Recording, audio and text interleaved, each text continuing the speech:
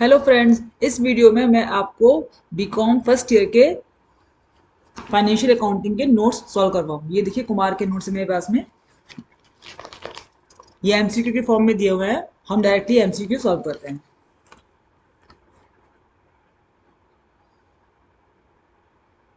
देखिए,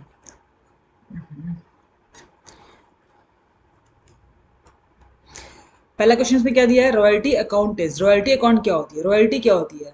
रॉयल्टी एक तरह का अमाउंट है। रॉयल्टी क्या है? रॉयल्टी एक तरह का अमाउंट है जो कि किसी को पे करना पड़ता है किसी और की एसेट को यूज करने के लिए, या उसकी कोई लैंड है, या उसका फ्रेंचाइजी, कॉपीराइट, ट्रेडमार्क अगर आप यूज कर रहे हो तो कुछ पेमेंट करोगे उस बंदे को, तो क्या कहलाता है वो? रॉयल्टी। रॉयल्टी अकाउंट, अकाउंट कैसा है? ये नॉमिनल नेचर का होता है, जैसे कि हमारा प्रॉफिट एंड लॉस अकाउंट होता है ना, ट्रेडिंग अकाउंट नॉमिनल नेचर का होता है, वैसे इस तरह से ही रॉयल्टी अकाउंट भी हमारा क्या है? नॉमिनल नेचर का होता है। ठीक है। सेकंड क्वेश्चन क्या है? When the lessor receives payment the credits. Lessor कौन है? जो लैंड का ओनर है, जो प्रॉपर्टी का ओनर है, जो किसी और बंदे को अपनी लैंड दे रहा है। किसको दे रहा है? लेसी को। जो यूज करता है प्रॉपर्टी को, ये लैंड को, उसको क्या बोलते हैं? लेसी। और लेसर कौन है? ओनर है उसका। ठीक है। तो when the lessor receive payment, इसको जब पेमेंट होगी, पैसे मिलेंगे, तो एंट्री क्या होगी? बैंक अकाउंट डेबिट, पैसे मिल रहे हैं। टू, किससे मिल रहे हैं? लेसी से मिल रहे हैं। ठीक है। तो क्या पूछ रहे हैं? हम कौन सा अकाउंट क्रिएट करेंगे? हम लेसी अकाउंट क्रिएट करेंगे। Third question, short working is. देखिए, एक हमारा होता है मिनिमम रेंट।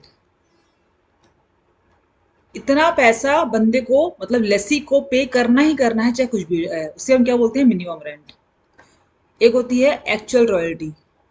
ये क्या है? एक्चुअल रॉयल्टी मतलब उसने उस लैंड को यूज करके इतना पैसा कमा लिया, मान लीजिए। एक तरह से अगर उसने मान लो लैंड ली है, अगर तो लैंड की माइनिंग करेंगे ना, तो उससे कुछ माइंस से कुछ कोयले निकालेंगे, तो वो मेरी क्या है? एक्चुअल रॉयल्टी है। बट मुझे इतना पे करना पड़ रहा है, वो क्या है? मिनिमम रेंट है। ओके, दो चीज क्लियर है ये। अब शॉर्ट वर्किंग क्या है? शॉर्ट वर्किंग का मतलब होता है कि शॉर्टेज, मुझे कुछ लॉस हुआ, शॉर्टेज है ना। तो जब मेरा मिनिमम रेंट ज्यादा होगा एक्चुअल रेंट से, तब वो क्या कहलाएगा? Short working. या हम बोल सकते हैं शॉर्टेज, मुझे लॉस हो रहा है। कैसे? मुझे इतना पे करना ही पड़ रहा है, लेकिन मुझे जो से फायदा हुआ ना, वो कम हुआ। मिनिमम रेंट मेरा ज्यादा है एक्चुअल रेंट के मुकाबले। Excess of minimum rent over actual royalty, इसका आंसर हमारा।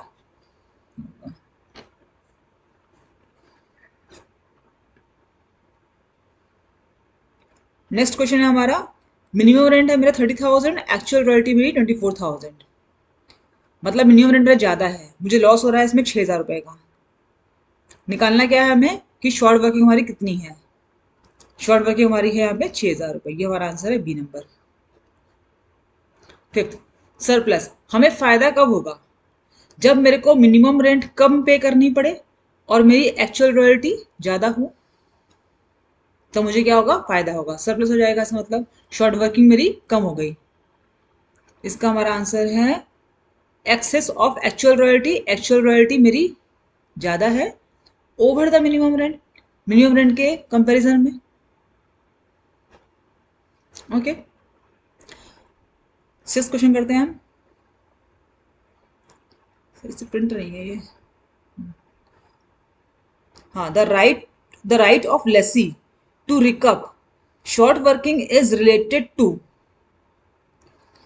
ठीक है। यहाँ पे क्या बोल रहा है? Right of lessee to recoup short working.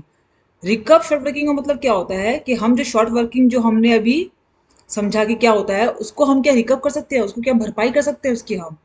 हाँ, कर सकते हैं। इसको हम अकॉर्डिंग टू क्वेश्चन, जैसा क्वेश्चन बोलेगा कि भैया आप 3 साल में इसकी भरपाई कर लीजिए, 2 साल में कर लीजिए, 4 साल में कर लीजिए, अकॉर्डिंग टू क्वेश्चन। तो हमारा इसका हो जाएगा according to terms and agreement. फिर से बता रही हूँ, राइट ऑफ लेसी। लेसी कौन है? जिसने ओनर की लैंड ली है यूज करने के लिए। ठीक है। तो वो बंदा अपनी शॉर्ट वर्किंग, जो लॉस हुआ है इसको, जो शॉर्ट वर्किंग हुई है, या हम बोल सकते हैं जो उसको लॉस हुआ है, वो लॉस को रिकवर कर सकता है क्या? उसकी भरपाई कर सकता है वो? हाँ, कर सकता है, but according to terms and condition, जो भी क्वेश्चन बोलेगा उस हिसाब से। Which of the following is the act of buying an asset without having to make full payment in the immediate future. ठीक है, क्या बोल रहा है? Act of buying an asset, हम एक एसेट को बाई कर रहे हैं without having to make full payment, हम उसकी पेमेंट नहीं कर रहे हैं इन द इमीडिएट फ्यूचर। उसकी पेमेंट हम करेंगे, हम इसको करेंगे आराम से पेमेंट करेंगे, इंस्टॉलमेंट की हम पेमेंट करेंगे, इसलिए तुरंत मैंने इसकी पेमेंट नहीं करी है। जिसको हम बोलते हैं हायर परचेज, मतलब भाड़े पे हमने कोई चीज परचेज करी है। इस केस में हम उस चीज के मालिक नहीं हुए, जब हम पूरी इसकी इंस्टॉलमेंट की पेमेंट कर देंगे तब उसके मालिक बन जाएंगे। कोई चीज, मैंने हमने कोई टीवी परचेज किया, ठीक है, टीवी की इंस्टॉलमेंट मेरी बन गई 10,000 रुपए की। फर्स्ट मंथ हमें पे करना है 10,000, नेक्स्ट मंथ 10,000, इस तरह से मेरा अगर मान लीजिए हमको पे करना है 7 ईयर्स तक। तो जब हम 7वें साल तक पे कर देंगे 70,000 रुपए, तब जाके हम उस टीवी के ओनर बनेंगे। उससे पहले हम कौन है? हायरर है, हमने हायर करी टीवी, हम उसके भी ओनर नहीं बने हैं। तो हायर वेंडर कौन है? हमारा जो टीवी बेच रहा है, और हायरर कौन है? जो टीवी परचेज कर रहा है।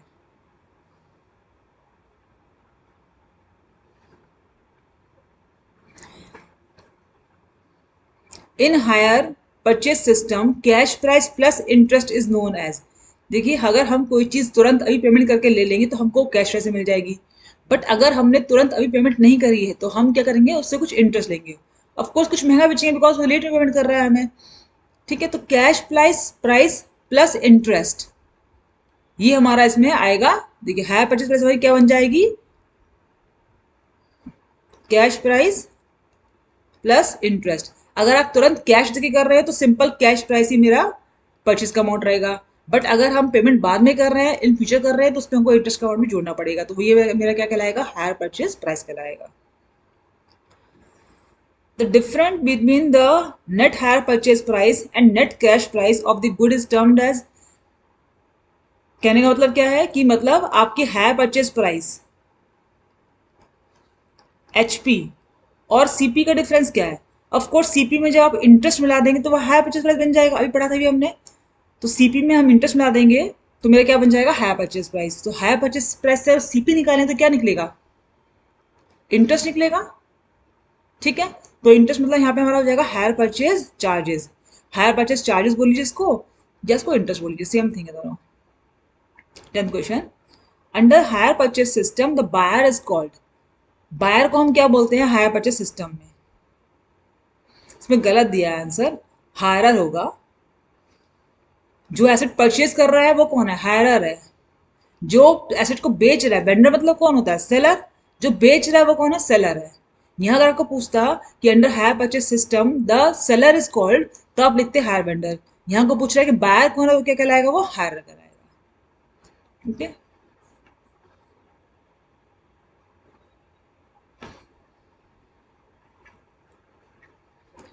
इंस्टॉलमेंट सिस्टम एक्चुअली यूनिट 2 में, हम जो यूनिट 2 कर रहे हैं ना, इसमें हमारे 3 चैप्टर्स इंक्लूड हैं। एक हमारा है रॉयल्टी, एक हमारा है हायर परचेज सिस्टम, एक हमारा है इसमें इंस्टॉलमेंट। 3 चैप्टर्स में हमारा इंक्लूड है। ठीक है, installment system is governed by sale of goods act. इस एक्ट के तहत हम लोग सारे गुड्स को बेचते खरीदते हैं। इसमें what is transfer to hire under hire purchase system? क्या चीज हम ट्रांसफर करते हैं? देखिए, ओनरशिप ऑफ जो है ना एसेट, वो ट्रांसफर नहीं होती है, वो ट्रांसफर होगी एट लास्ट। यहाँ पे लिखा भी है व्हाट इज ट्रांसफर टू हायरर। हायरर कौन है? जो गुड्स परचेज कर रहा है। पीछे देखा ना मिस्टेक थी हमने। ठीक है, हम क्या ट्रांसफर कर रहे हैं उसको? ओनरशिप ट्रांसफर नहीं होगी, ओनरशिप का ट्रांसफर होगी at the end of the ये इंस्टॉलमेंट। ठीक है, हम सिर्फ पोजीशन दे रहे हैं, टीवी आप आज से यूज कर लीजिए, बट आपको उसकी ओनरशिप कब मिलेगी? जब आपने पूरी इसकी इंस्टॉलमेंट की पेमेंट कर देंगे तब। ठीक है, तो we are just giving them position of asset.